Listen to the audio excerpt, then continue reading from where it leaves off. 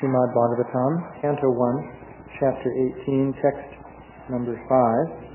Tabat kalirna prabhavet pravishtopi hasarvata yavad isho mahanurvyam abhimanyava ekara. Translation. As long as the great powerful son of Abhimanyu remains the emperor of the world, there is no chance that the personality of Kali will flourish. Report by Śrīla Prabhupāda. As we have already explained, the personality of Kali had entered the jurisdiction of this earth long ago, and he was looking for an opportunity to spread his influence all over the world. But he could not do so satisfactorily due to the presence of Maharaj Parikshit. That is the way of good government. The disturbing elements, like the personality of Kali, will always try to extend their nefarious activities, but it is the duty of the able state to check them by all means. Although Maharaj Parikshit allotted places for the personality of Kali, at that time he gave no chance for the citizens to be swayed by the personality of Kali.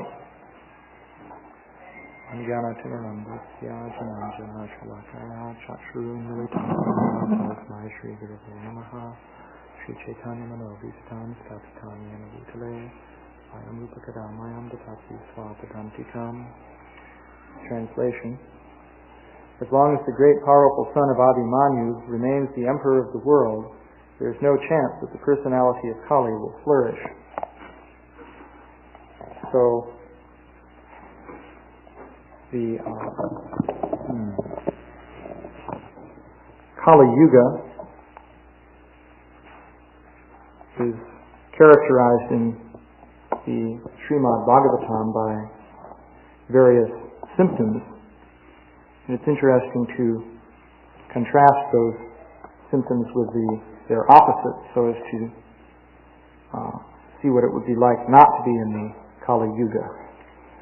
For example, it's described there that in the Kali Yuga, the criterion for aristocratic status will be wealth.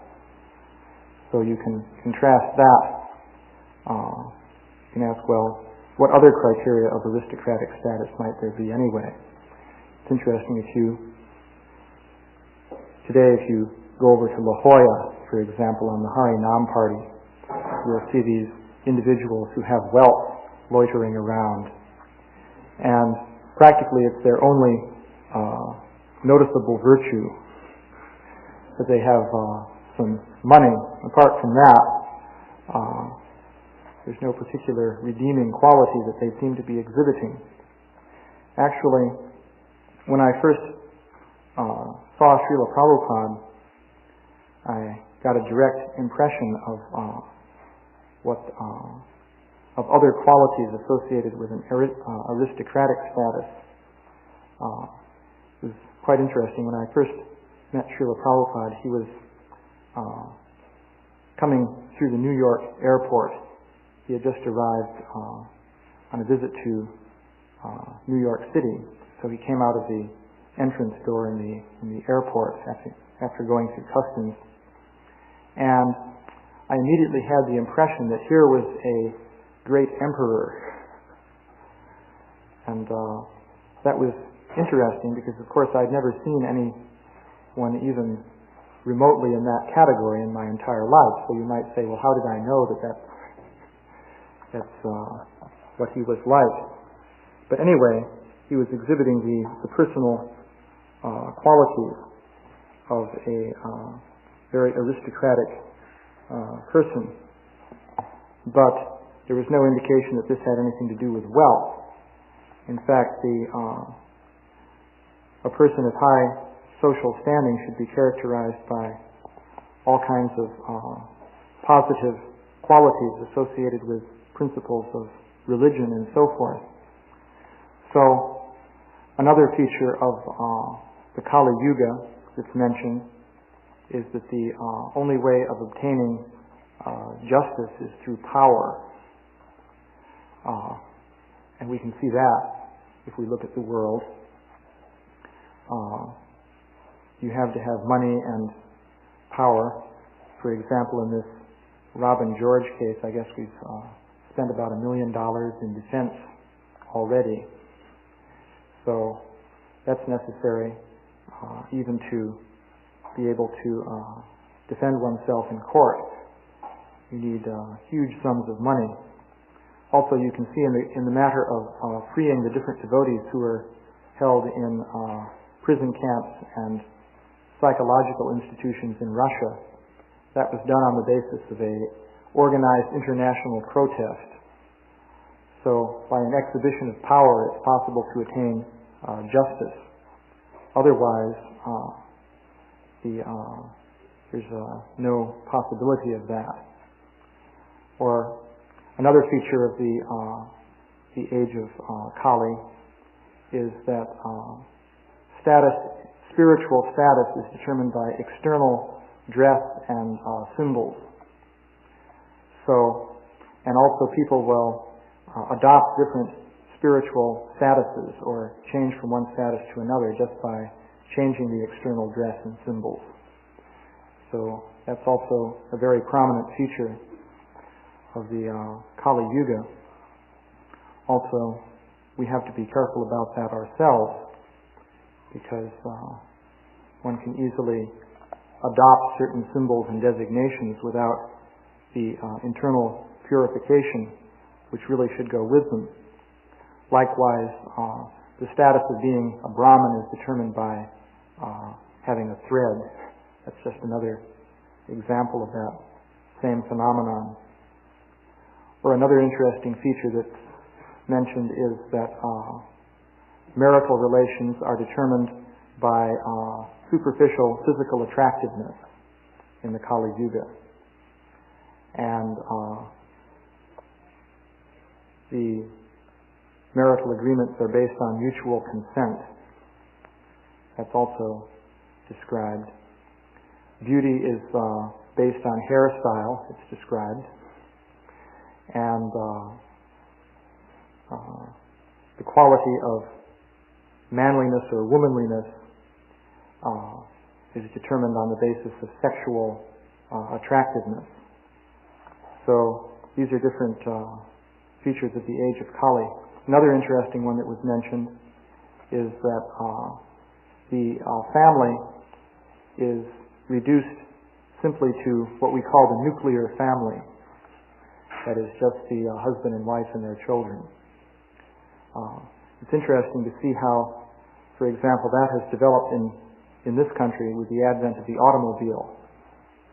Because, for example, if you look at traditional families in India, you find that they're what the anthropologists call extended families. That is, there's a whole network of relatives and so forth. And that was true in this country up until about the turn of the century. It was the same basic situation. But in the 20th century, you see that whole system breaking down until finally you just have husband, wife, and children, so-called nuclear family. And then even that begins to disintegrate. So these different symptoms of the Kali Yuga are mentioned. It's described also that physical strength is reduced in the Kali Yuga. The power of memory is reduced. And for example, it's mentioned the lifespan finally goes down to 50 years toward the end of the Kali Yuga. So these manifestations of Kali Yuga appear to different degrees in different societies. For example, there's an anthropologist named Colin Turnbull who did a study of a certain tribe in Africa that had been somewhat devastated by their encounter with British civilization. The result was that apparently all their social institutions completely deteriorated. And in describing that tribe, he said apparently all concern, positive mutual concern between individuals had completely then destroyed within that tribe. So everyone was simply sort of out for themselves. Old grandmothers were being left to starve. The young men would go out in the forest and kill some game, and they'd eat it right there on the spot. And then they'd come back home and they wouldn't feed their dependents. So old people or sick people were just being abandoned or even killed. There was no morality, etc., etc. He was describing a totally hellish situation in this particular tribe. So that's just a more severe manifestation of this Kali Yuga. So of course the interesting thing is that in the Bhagavatam we see this reference to the personality Kali. So there's the idea that some personality is behind the different manifestations of degradation which appear. So this is an interesting concept. Actually, in the Vedic literature, you find different manifestations that we tend to regard as impersonal as being personified in different ways. For example, the material energy is described in the Vedic literature in considerable detail.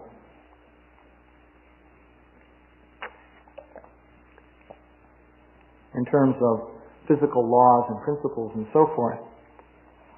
But the material energy is also described as being personified by the goddess Durga or Maya Devi. So you have the basic idea of a manifestation of energy being controlled in some way by a personality. So this is the basic Vedic conception. Actually, in the descriptions of Lord Vishnu in the Bhagavatam, you see him described as he's accompanied by his various personified energies. So, in the Vedic literature, the idea of personality is given a fundamental role in the basic description of reality. So in modern science you have a different idea, namely that personality is a byproduct of impersonal forces. The idea there is that you have some basic impersonal substrate consisting of energy which transforms according to some particular laws or principles. And as a result of that, personality appears as a byproduct. So, actually, the idea of personality appearing as a byproduct of a impersonal material substrate is there in the Vedic literature, and that is how the principle of false ego is described in the Vedic literature.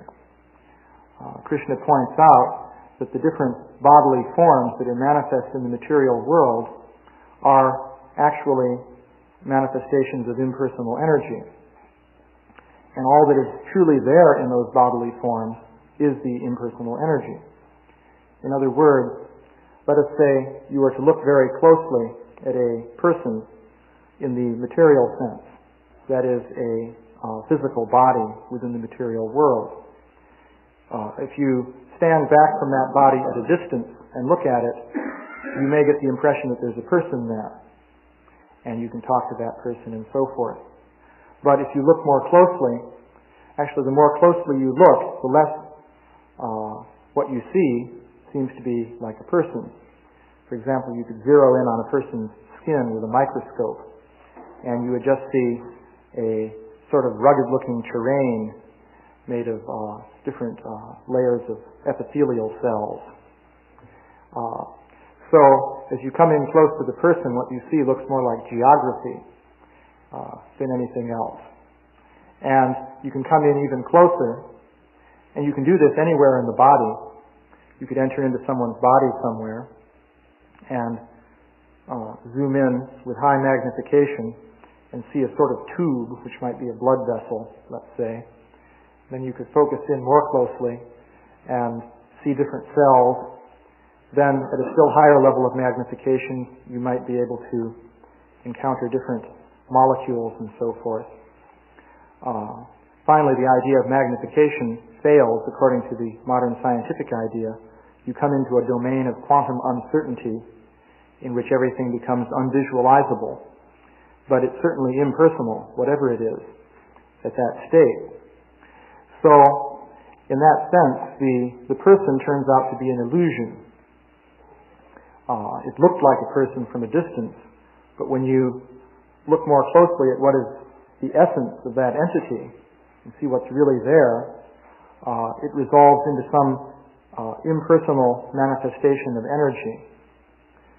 So, Krishna explains, in particular in the 11th canto, he explains to Uddhava that that's actually the situation in the material world. The principle of reductionism that you find in modern science is actually explained there. Krishna makes the point that whatever is made of a given element or some other thing in the ultimate issue is only that other thing. So the different forms in the material world that seem to be persons are in essence simply the impersonal energy that goes into their makeup. So in this way the material world is a world of illusion. You can give the example there of, say, ripples on a pond. This is appropriate if you consider the idea that, for example, in quantum mechanics, it's described that matter is a kind of wave pattern. And in the Sankhya philosophy, in the Vedic literature, it's described that the gross material elements are created from shabda, or sound vibration. In other words, the creation of ether, air, fire, etc. is through the action of some kind of wave-like phenomenon. So there's an interesting parallel there. So you can make the analogy of, say, a pattern of ripples on the surface of a lake. You could imagine a pattern of ripples producing the image of a face, let us say. And so if you saw that, you might think, well, there's a person there, and try to speak to that person or something like that. But actually there's nothing there but water, in which certain ripple patterns are present. So if this material world is an illusion, then one can raise the question of who or what is it that is illusioned. Certainly, if all you had was an impersonal substrate and different patterns imposed on it somehow or other, what question would there be of anything being aware of those patterns? It might create an illusion, but there'd be no entity to experience the illusion. So, in this strictly material picture, something is left out, namely the consciousness that is actually perceiving these different patterns of energy and so forth. So, even in the whole area of Western science and philosophy, you'll find that some people have recognized this.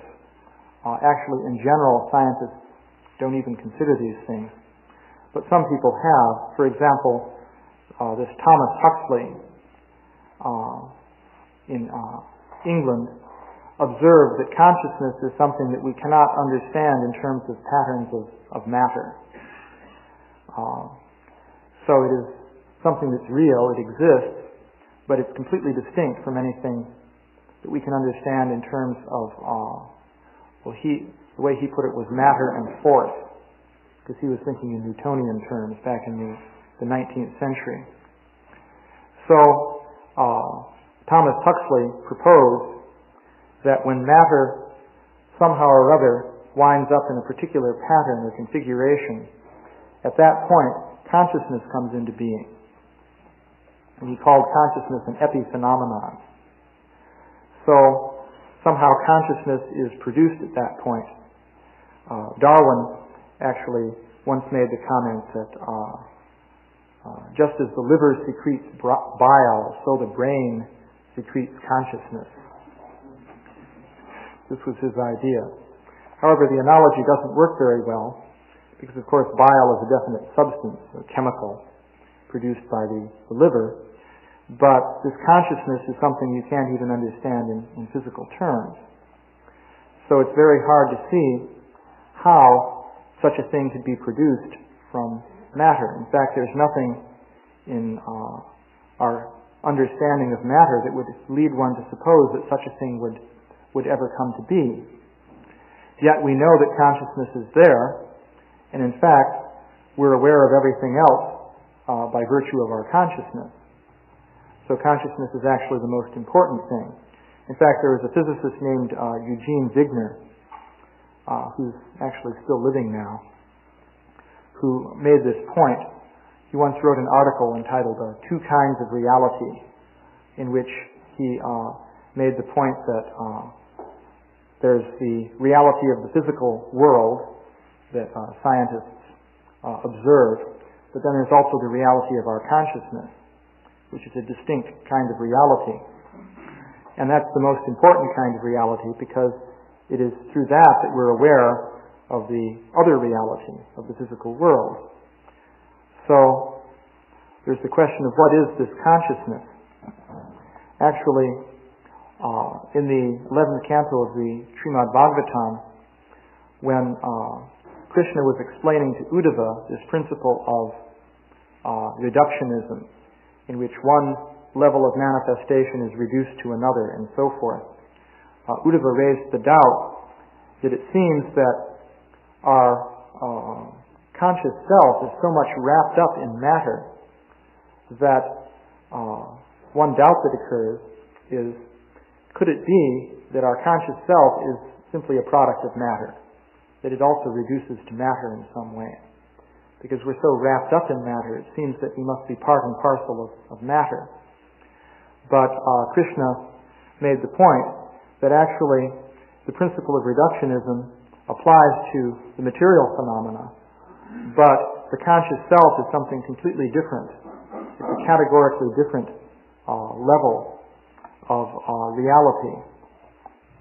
So the Vedic literature places great stress on understanding the nature of the conscious self. So there are various misconceptions concerning consciousness. One standard misconception is that consciousness ultimately exists in some sort of state of oneness. This is a very commonly presented idea.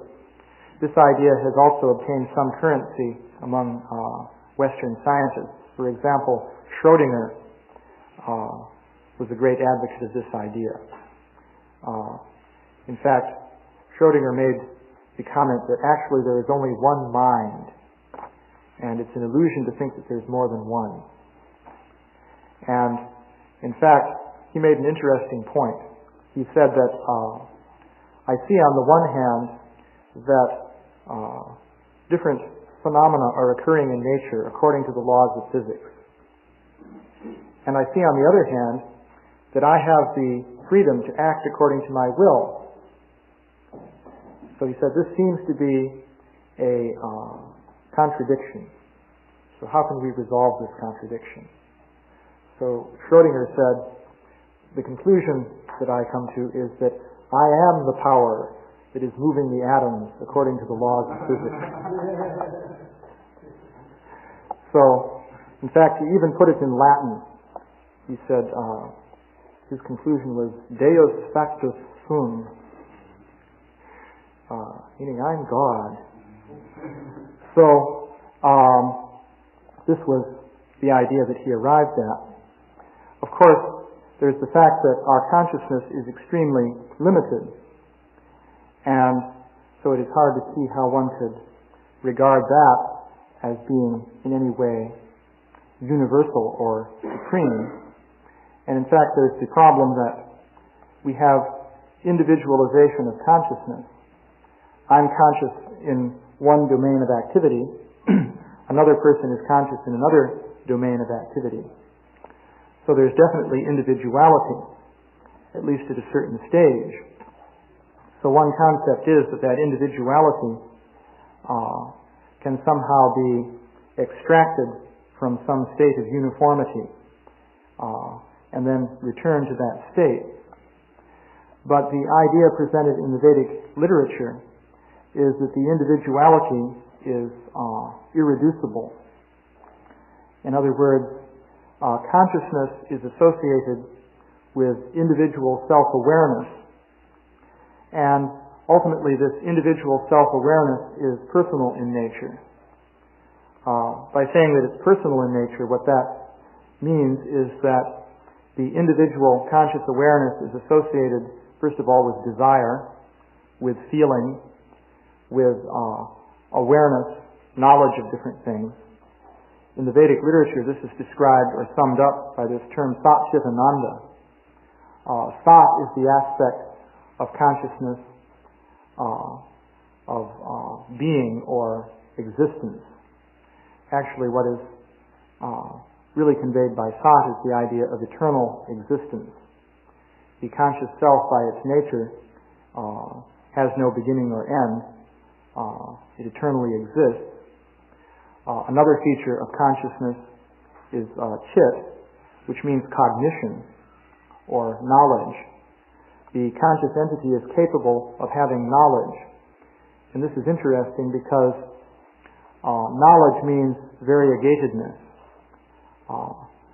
In knowledge, in order to have knowledge, you can't just have oneness, because knowledge, by its very nature, means many different things. It is described in the Bhagavad Gita that the spirit soul, or the conscious entity, is indivisible, and yet the spirit soul has knowledge. This is an interesting point because, from a material point of view, this would seem contradictory. For example, if you want to build a material apparatus that can have knowledge, in a sense, or at least store information, which is a little bit different from having knowledge, then this material entity has to have many parts, and that means it's divisible into its parts. For example, a computer can store information, and it's able to store information because it has a memory, let's say they call it RAM, a random access memory, consisting of many little units. Each unit can store a 1 or a 0. For example, you may have capacitors that are charged or not charged, so they can store, in that sense, a 1 or a 0. So you have a huge number of these, so you can store in that way many different 1s and 0s. In this way, information can be stored in the machine. But for that to be possible, that means the machine can be divided up into all those different parts that it's made up from. But the nature of the conscious entity is that it's not divisible into parts, and yet it can store information. In fact, the conscious entity can store information to an extent far beyond any machine that we can construct.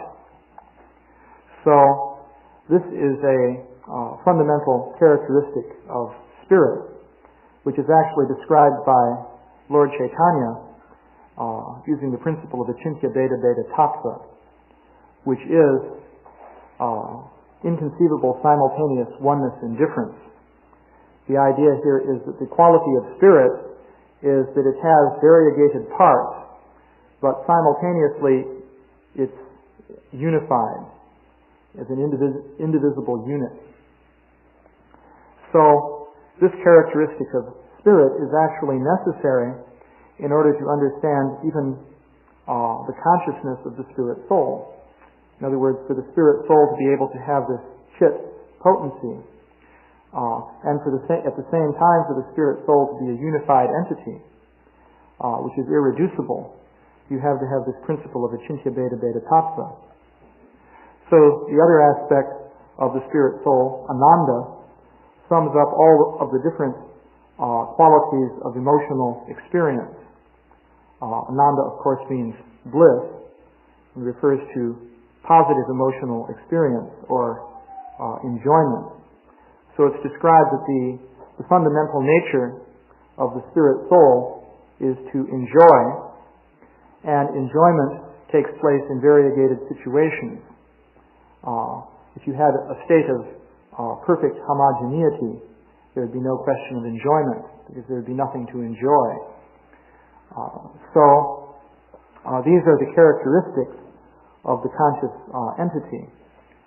So it's described in the Vedic literature that the conscious entities, which are ourselves, namely the jiva souls, are parts and parcels of the supreme conscious entity, or Krishna. So, just as the individual parts and parcels have this quality of knowledge and enjoyment, experience of pleasure in different ways, so likewise the Supreme Personality of Godhead also has these qualities. And so this principle of Achintya Bheda Bheda Tattva applies to the Supreme Personality of Godhead. In particular, it's described that God, or the ultimate cause of all causes, has spiritual form. But this spiritual form is not like the kind of form that you see in the material world.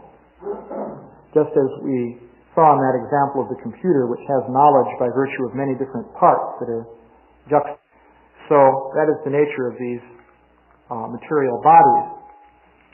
But then, as we were pointing out before, if you look closely at the material body, you don't find in it anything to account for this phenomenon of consciousness and enjoyment and so forth, which is going on in the material body. In other words, in the material world, one tries to enjoy through the material body, but what one is enjoying is distinct from that which is doing the enjoying. And if you look closely at the material body, you merely see an impersonal substrate which has no quality of enjoyment or knowledge. It's just there, undergoing its different transformations. So, on the transcendental level, however, the bodily form of the Supreme Personality of Godhead has this principle of Achintya Bheda Bheda Tattva. In other words, instead of being composed of different parts that are stuck together, the bodily form of Krishna is completely unified, and yet at the same time it's variegated. So it's described in the Brahma Samhita that Krishna has different limbs. He has arms and legs and so forth. But each part of Krishna's transcendental form is identical with Krishna as a whole. So, from a material point of view, that is inconceivable, which is why it's called Achintya Bheda Bheda Tattva. But this is can be regarded as an axiomatic definition of the nature of spirit. So the form of God then is not like a material form that we see. Also, it's described that Krishna's form is simultaneously present in all places. For example, when Parikshit was being killed within the womb of his mother by the Brahmastra weapon, Uttara, Parikshit's mother, came to Krishna because she knew that this was happening. And so she begged Krishna to save her, the embryo in her womb. So at that point, Krishna manifested himself within the womb of Uttara, and he neutralized the effects of this fire weapon that had been released there, and then he reconstructed the body of Parikshit, which had been destroyed by this weapon. So he did that within the womb of Uttara, but he was still standing outside. And it's described that it's not that he traveled into her womb by some method of moving through space, but actually he was already there. He simply manifested himself and performed that particular operation, and then ended that particular manifestation. Likewise, when Dhruva Maharaj, at the end of his meditation, actually had darshan of Lord Vishnu. Lord Vishnu at that time was in the heavenly planets, there was a particular incarnation. I forget the name. Anyone remember that one? Krishnigarbha? Could be. Yeah. So, I think that rings a bell. So, Vishnu was there in the heavenly planet. So it's described that the austerities performed by Dhruva were causing the breathing of the demigods to choke up. Somehow or other, Dhruva was he was suspending his breath in this state of meditation, and he was so intent on this that he was linking up with the universal system for controlling breath. So even the demigods were feeling their breathing choking up. So they went to Lord Vishnu to ask him what was happening. So Lord Vishnu said, don't worry, this is simply due to the austerities being performed by this person named Dhruva. So he then went there and appeared before Dhruva. But he didn't have to travel in order to do that, because in fact he was already there. He simply became manifest before Dhruva Maharaj. So he was still there in the heavenly planets also. So that is the nature of the form of Krishna, that this form is variegated and simultaneously present everywhere, but at the same time perfectly unified, so that there's no question of dividing Krishna into parts. If one could do that, then one would say, well, this is a relativistic, materialistic conception. But actually the form of Krishna is indivisible and unified, but at the same time has variegated characteristics. So this indeed seems inconceivable, but if one tries to understand even how our own consciousness works, you can see that a similar idea has to be brought in. In other words, even to understand how the conscious entity can have knowledge, something like the principle of Achintya Bheda Bheda Tattva has to be brought into the picture. So it's around 6 o'clock. I'll stop there. Are there any questions or comments? Yeah? Why not?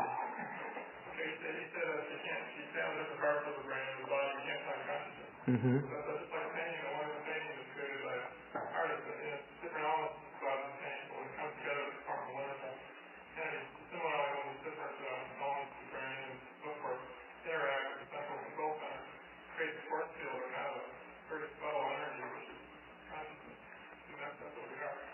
It creates a very, that doesn't sound too scientific. It creates a very subtle energy.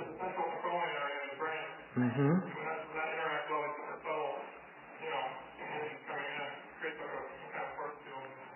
Well, let's eliminate the word subtle from that. If we really want to play devil's advocate, we have to stick to the scientific principles. So the brain is electromagnetic and biochemical. So there's nothing, unless you want to call those things subtle, there's nothing subtle there. So you can say there's a central control unit in the brain, and the brain is doing information processing. Well, you gave the example of a painting. In the painting, there's just so many globs of paint sitting next to one another. Somehow you have to do something with that in order to get the beautiful painting. Because as long as it's in the form of the painting, there's just so many globs of paint, and they just happen to be sitting next to one another. So where's the beautiful painting in one sense? So, okay, let's say the eye looks at the painting, an image of the painting is focused on the retina, so you just have some regions juxtaposed on the retina with different intensities of light and so on. So then nerve cells respond to that, different chemical reactions involving rhodopsin and cyanopsin and so forth take place. Different electrical impulses go down different axons and so on. So now you have a bundle of axons with nerve impulses, but that's just like the painting. In one case you had globs of paint, in this case you have a pattern of pulses in a series of axons. Now you can carry that further into the brain and say that you go through different patterns of nerve impulses. But whatever you do with the information, you've got to have it in the form of some kind of pattern of nerve impulses or chemical concentrations distributed in different parts of space within the brain, no matter what you do with it. Whether it's going to the so-called central control unit or whatever it's going through, that's what it has to be. So at every stage, it's really just like the original painting. So how do you understand the unified consciousness of that picture? At every stage, it's just like the original painting. You have little bits and pieces sitting next to one another in space. So you really don't come to an understanding of how there's perception of the painting there.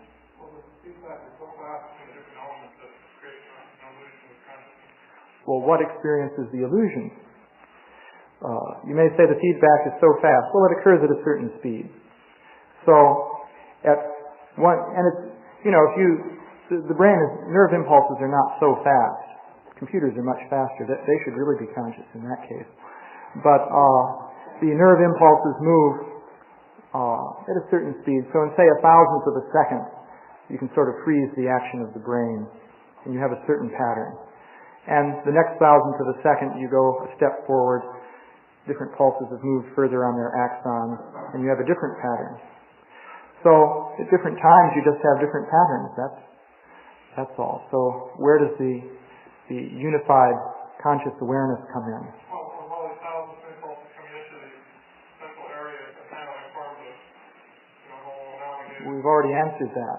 Central doesn't help, because call it central or not, you just have in space different little physical situations in different positions of space. And a fraction of a second later, you have a slightly different arrangement of chemical concentrations or electrical flows or whatever in different parts of space. Whether they're in the central part of the brain or the peripheral part, it's the same thing. So where's the consciousness? Well, the whole thing is very complicated. We agree that it's complicated, but where is the consciousness?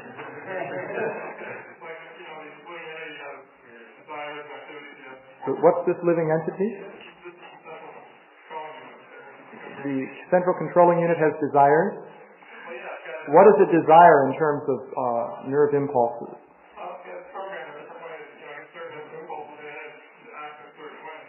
Yeah, it acts in a certain way. So basically, what you can say is, it is conceivable that you might explain behavior in terms of programming based on nerve impulses that interact in certain ways.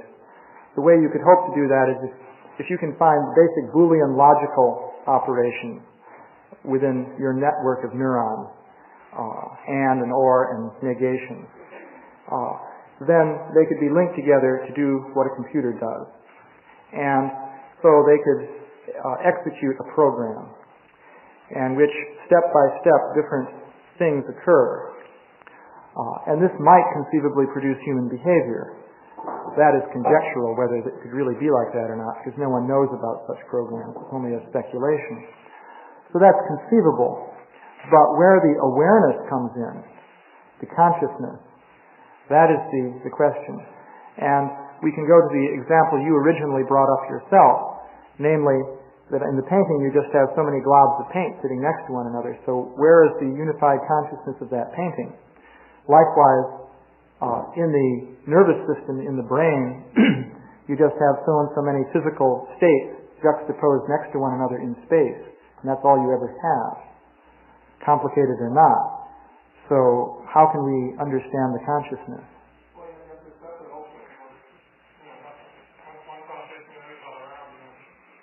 But the consciousness is there, so therefore that idea is inadequate. In other words, another way to look at it is this.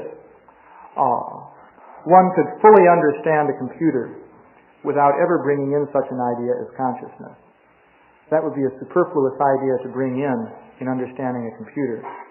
So if the human being is just like a computer made of, wetware instead of hardware, right, then there would be no need to bring in such an idea as consciousness. Now, some philosophers will say that's true, there is no need to bring it in, and you shouldn't. They're the eliminative materialists, they're called, who will argue that the whole idea of consciousness is null and void, so you shouldn't bring that in. But one can say, well, based on the fact that we know we are conscious, that is simply not correct. Of course, you can give an answer to that. You can say, and this has been done. What do you mean we know we're conscious? I don't know that I'm conscious. So one can take that position. But for those who do know that they're conscious, they can consider the other idea. So, yeah? One would argue another potential of that, like, just that there are the 8 different elements, earth, water, fire, air, mind, intelligence, all field, but it's that those are manifested locally as individual, like in our bodies, there's earth, Yeah. but then also there's a whole denominated earth, right? Yeah. Or elements, all the elements. So also, what about if we have those different elements in their original state, separate, then one consciousness is also one consciousness, as far as you think, or someone saying there's one mind.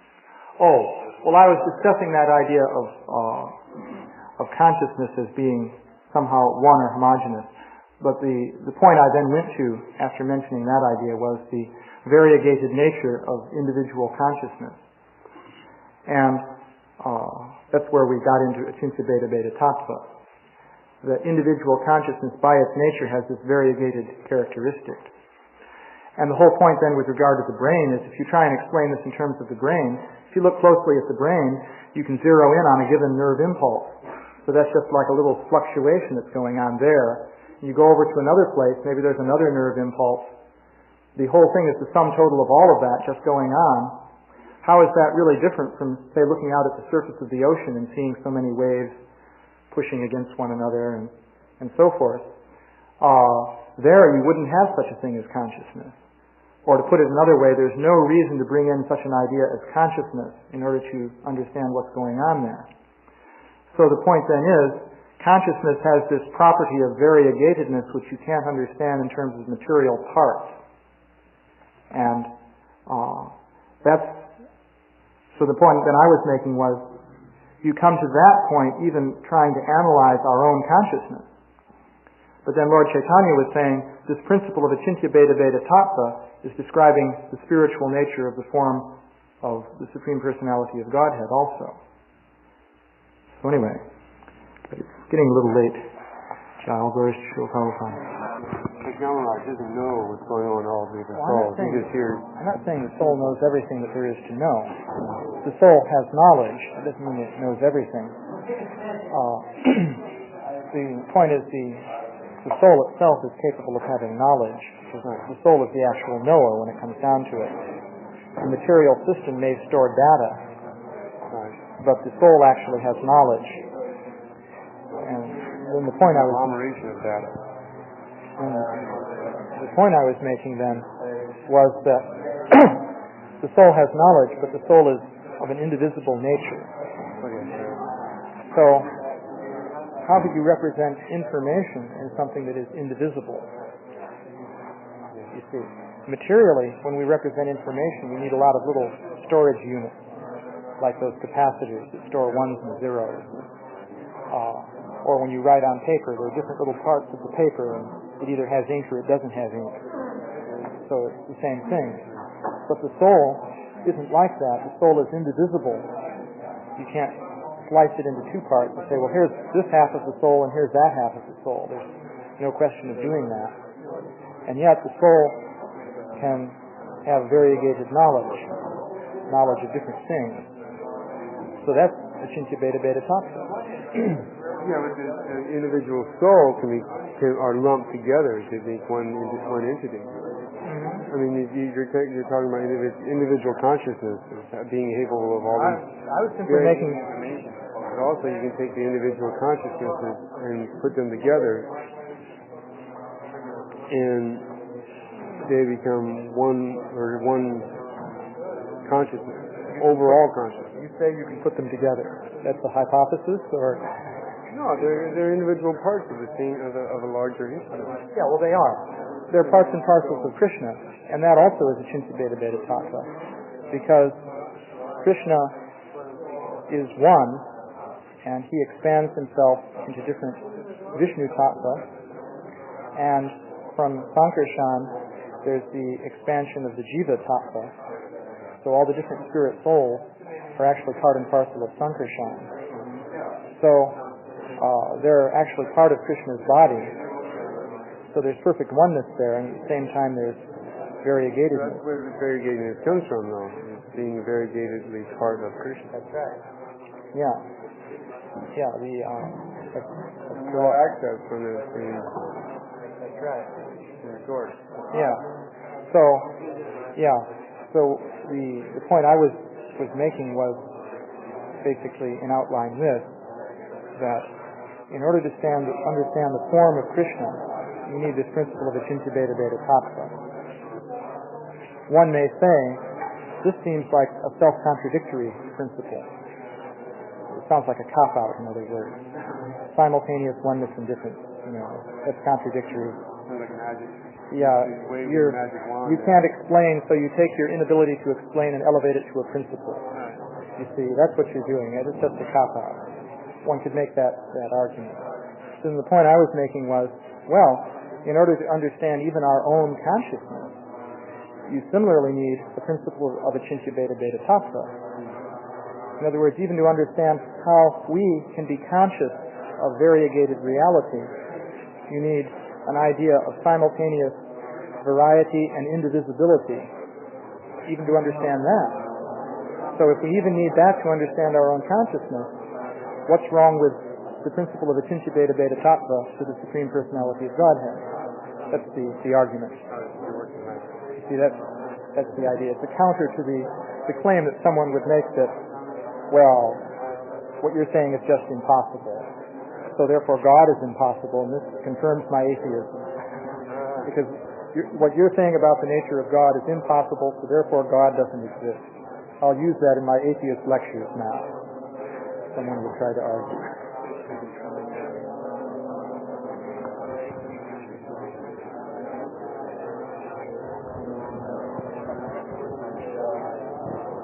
Well, I admit that this consciousness is there.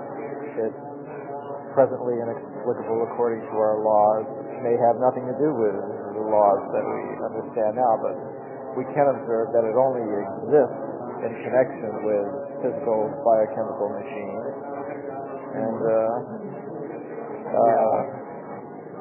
so it must have some connection with them that we don't presently understand, but why do we have to give priority to your particular views about how it came about, where it came from, its nature? You could always ask, why should I listen to you? I'm not going to advocate for my own personal qualifications as being reason for listening to me or something, but you can consider the views themselves. If you like, you can forget where you learned them. You can think about these views merely as some ideas that came from somewhere. Maybe you thought of them yourself. If you imagine that you thought of them yourself, they may sound more appealing. But in any case, the arguments themselves are what should be considered, regardless of whose views they are. And if you want to disagree with those arguments, instead of questioning whose views they are, one might make some specific objections to the arguments themselves. Well, it's not necessary to suppose that even if you admit that its consciousness is a non-physical phenomenon not explained by the biochemical impulses, still we observe that you only see it in connection to these biochemical machines, like you observe it in yourself, but you're a biochemical machine. Yeah. I observe it in myself. I'm a biochemical machine. Wherever I observe consciousness, it's in connection with some biochemical machine. So my supposition is it would seem logical that it's some sort of outgrowth of the it doesn't follow from that it only exists in connection with biochemical machines. It's true that we have experience of consciousness only in connection specifically with human bodies, as a matter of fact. As a matter of fact, I only have experience of consciousness in myself and I only infer that it's present in you, someone can challenge that. But from this it doesn't follow that consciousness only exists in biochemical machines, just because that's the only place where we've seen it. So it's just like saying the only form of electricity is lightning. At a certain point someone could say that electricity only exists in the form of lightning because that's the only form in which he's ever seen it. But now we know of electricity in other forms. We've learned more. No one would have, guessed about computers or radio waves or other forms of electricity. So consciousness could also be in other forms.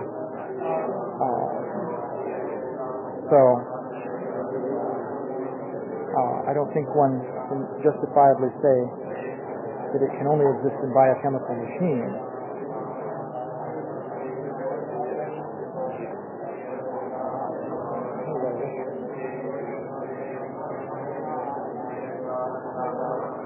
And then there's the point that even Thomas Huxley himself recognized, namely that we can't understand it in terms of the biochemical machine. Right. So how do we understand it?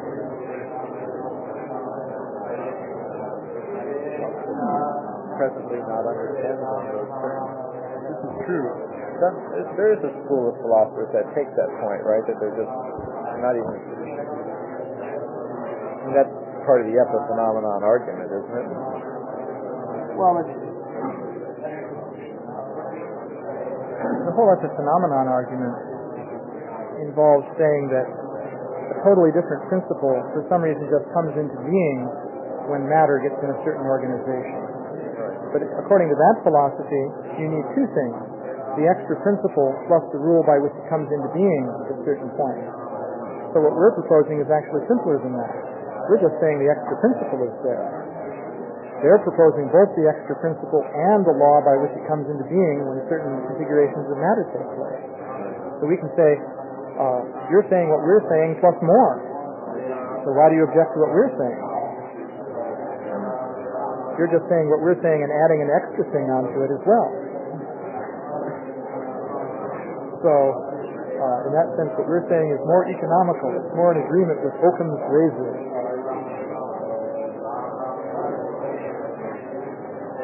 What are your questions are going to come up? Oh, I had fun with the eliminative materialist. First we walked into UCSB and their cognitive, what do they call it? Cognitive science. Cognitive science. Yeah, well, we'll have to do that. We'll get together a good presentation on consciousness and take it to the cognitive scientists. That'll